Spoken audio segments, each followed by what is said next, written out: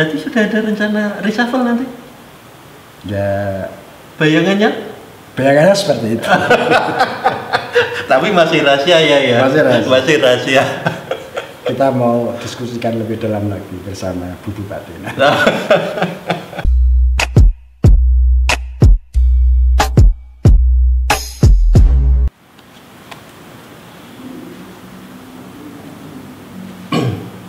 Assalamualaikum Yai. Waalaikumsalam warahmatullahi wabarakatuh. Lama nggak sowan nonton Riki? Alhamdulillah. Sejak udah sehat ya. coblosan 9 Desember 2020 saya belum kesini. Ada 4 bulan, bahkan sebelum coblosan juga belum kesini ya. Ada setengah tahunan mungkin ya. Mungkin. Terus saya maklum kok Mas, karena sampean itu harus memberikan informasi pada masyarakat yang sebenarnya, sehingga harus detail supaya masyarakat itu bisa menerima informasi sesuai yang menjadi harapannya. Jadi mungkin capek kan ya. Saya kan membayangkan setelah coblosan menikah banyak sekali tamu yang datang ke sini, tim sukses dan masyarakat lainnya. Saya memang menunggu waktu yang agak tenang. Sebenarnya kangen ya saya ke sini. Tapi nunggu kira-kira waktu agak luangnya. Nah, makanya di malam ini pas Ramadan ini 15 Ramadan ya ini. Malam 15 Ramadan saya kembali sowan ke Yai Haji Ali Masun. Beliau wakil bupati terpilih Demak. Selamat Yai. Terima kasih Mas. Sudah ada kabar kapan pelantikan Yai ini? Informasi terakhir yang saya terima untuk Demak itu gilirannya tahap ketiga Mas, bulan Juli ya. Juli. Cuma tanggalnya saya masih belum tahu persis. Nggih. Akhir masa jabatan bupati dan wakil bupati yang sekarang? Tanggal 3 Mei ya Pak. 3 Mei, nanti pelantikannya?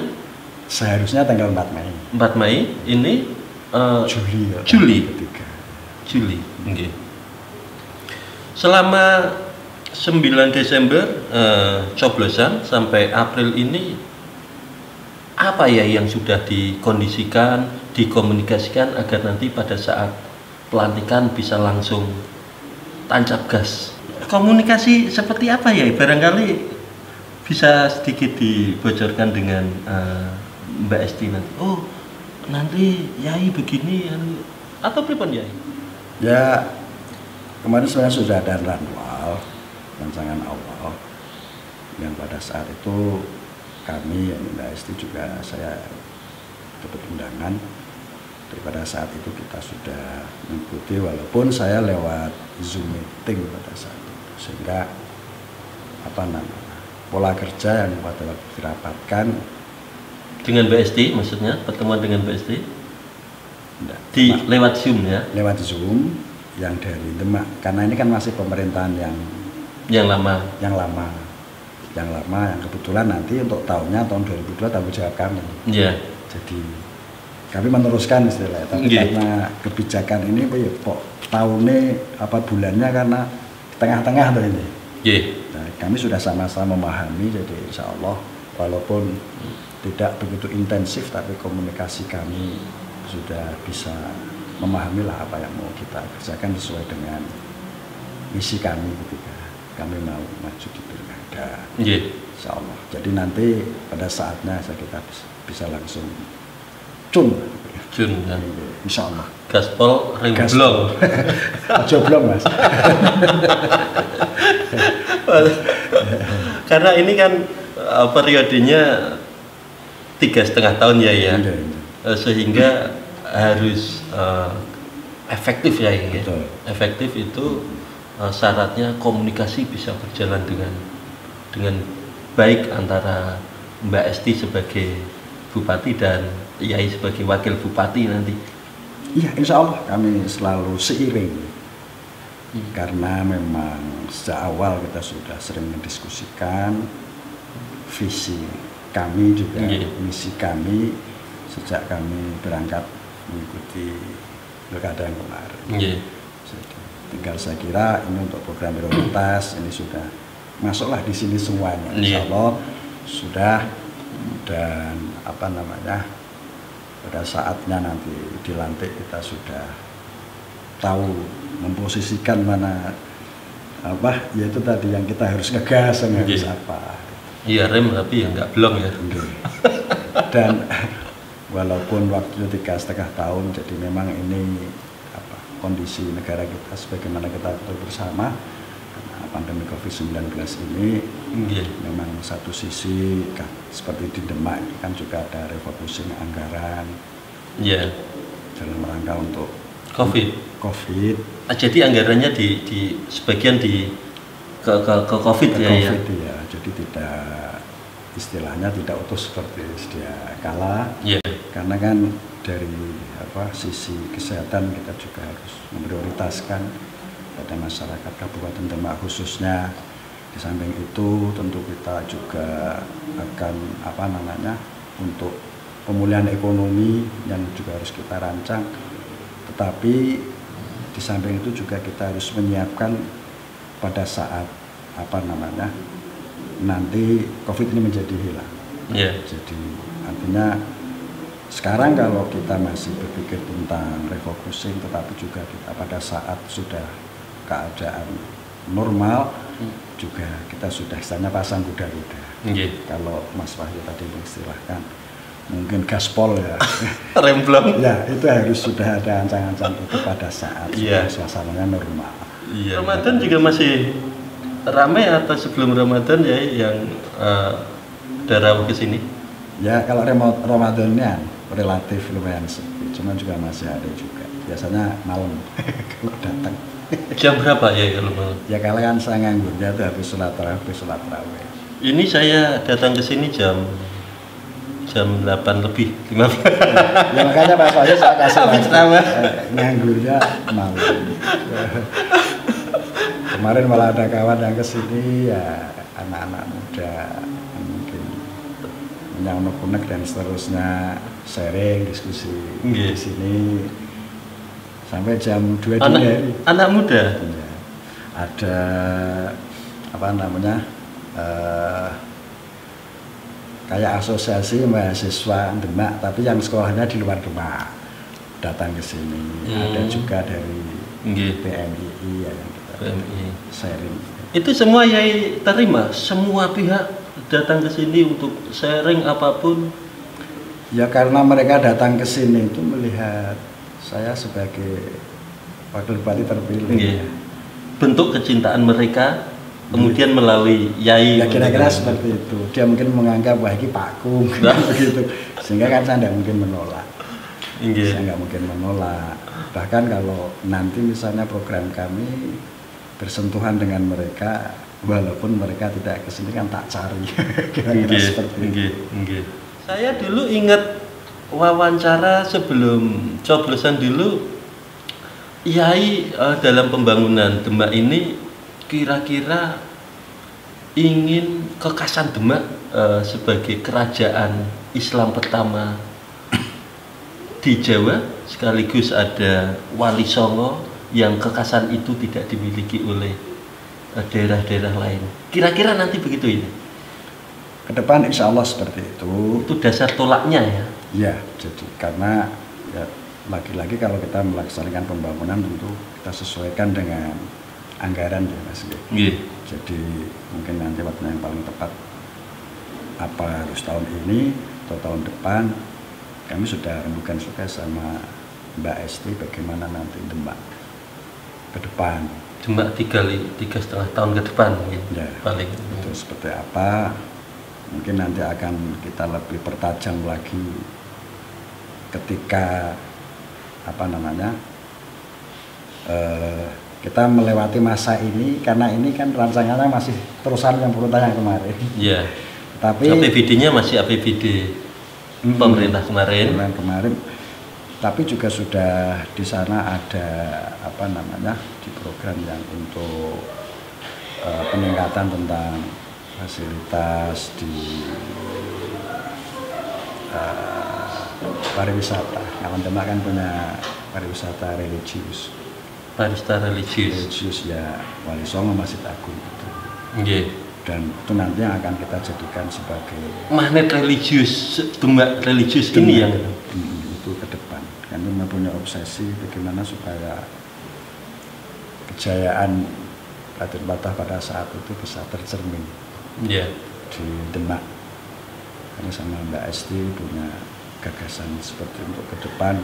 Tentu ini ya kalau mau direalisasikan yang kita butuh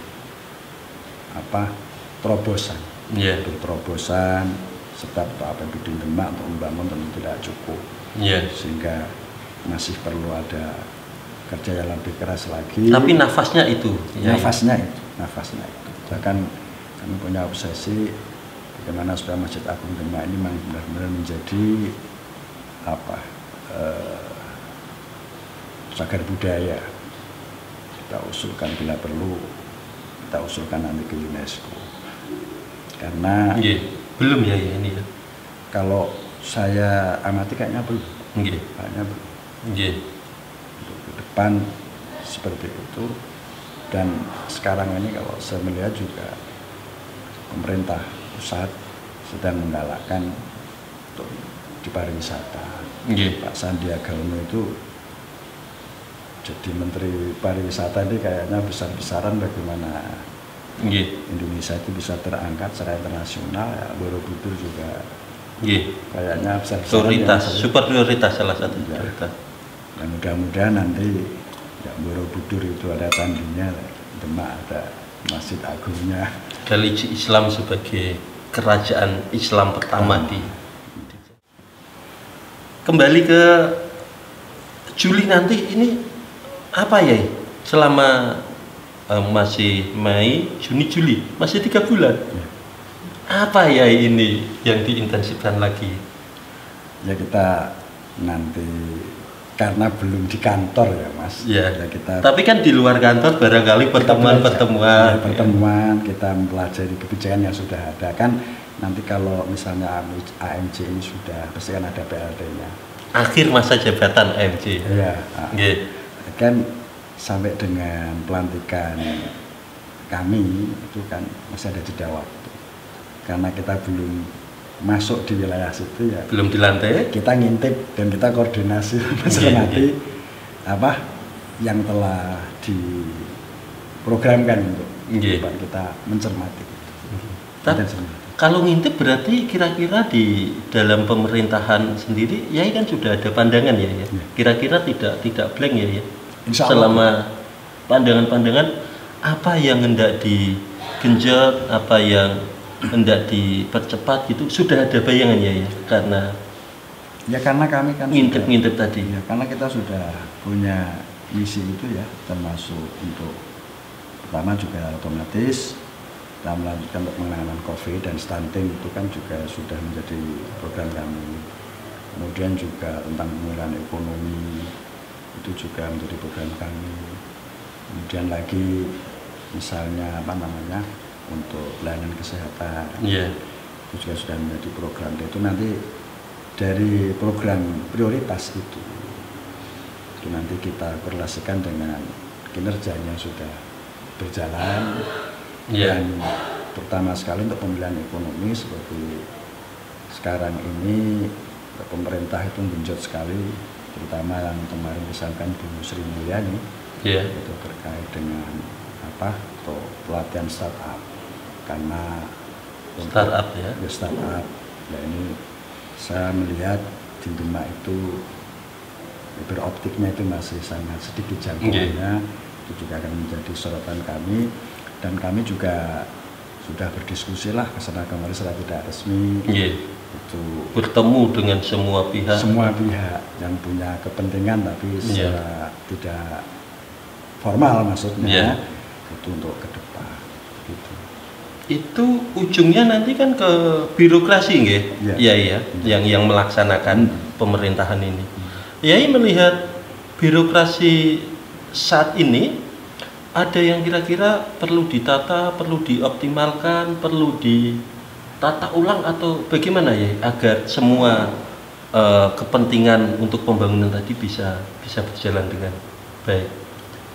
Jadi kalau saya punya pikiran begini, di pemerintahan, di birokrasi itu di sana ada yang namanya Badan Perencanaan Daerah. Yeah. Itu yang menjadi urat nadi ya, karena dia perencanaan. Yeah. Dan ketika kemarin saya maju di pilkada, saya itu mencermati catatan-catatan dari Bapeda Litbang itu, yang di sana ternyata catatannya itu yang dianggap masih kurang oleh Bapeda sendiri. Yeah. Nah, itu kan saya catat. Jadi memang perlu dioptimalkan. Dalam hal ini ada litbang. Yeah. Litbangnya supaya pembangunan yang berjalan ini memang benar-benar optimal kan, kita berdasarkan pada hasil penelitian secara ilmiah. Yeah. Ya, sehingga untuk Bapeda ini harus lebih optimal menurut saya. Kita mungkin tidak usah membuat badan riset daerah, tapi bisa memaksimalkan di Bapeda Litbangnya itu, sehingga ada sinkron antara hasil penelitian, kan otomatis data yang diambil itu kan ilmiah. Yeah. Nah, itu nanti disinkronkan dengan eksekutif sehingga tepat sasaran kebijakan yang disampaikan. Berarti ada kemungkinan nanti birokrasinya ditata ulang ya, untuk biar tepat sesuai dengan data yang di perencanaan daerah tadi. Ya, reformasi birokrasi menurut saya hal yang niscaya, Mas. Karena bagi kami yang namanya birokrasi di dinas-dinas itu adalah merupakan teamwork kami tentunya. Teamwork untuk membangun. Jadi iramanya harus sama. Jadi ya mudah-mudahan dalam perjalanan ini nanti kita sudah bisa menemukan mana yang optimal, mana yang tidak. Jadi supaya benar-benar untuk apa istilahnya, pemerintahan SKPD apa istilahnya? Ya, SKPD. SKPD-nya itu benar-benar nanti akan menjadi teamwork yang handal untuk melaksanakan pembangunan di seirama dengan visi misi bupati dan wakil bupati. Iya, seharusnya seperti itu. Nah, karena itu kan reformasi birokrasi dalam tanda kutip. Yeah. Itu kan hal yang niscaya, Mas. Yeah. Yang niscaya. Keniscayaan itu. Ya, keniscayaan. Siapa yang tidak seirama ya harus memberikan ruang bagi yang seirama. Ya, seperti itu. Ya, ujungnya kan ke rakyat ya. Betul. Ya, ini aja di pemerintah pusat ada reshuffle. Itu kan dalam rangka juga memikirkan rakyat supaya memang output dari pembangunan memang benar-benar bisa dinikmati oleh rakyat. Berarti sudah ada rencana reshuffle nanti? Ya, bayangannya seperti itu. Tapi masih rahasia ya. Masih rahasia. Kita mau diskusikan lebih dalam lagi bersama Bu Bupati. Tapi outputnya semua ke masyarakat. Ya, intinya itu. Jadi kami yang penting kebijakan ini bisa ditindaklanjuti oleh SKPD itu dalam rangka untuk kesejahteraan masyarakat. Ketika melihat alun-alun jadi simpang 6 itu, ya itu filosofinya menjadi hilang. Yang menurut saya sepakat sama sampean.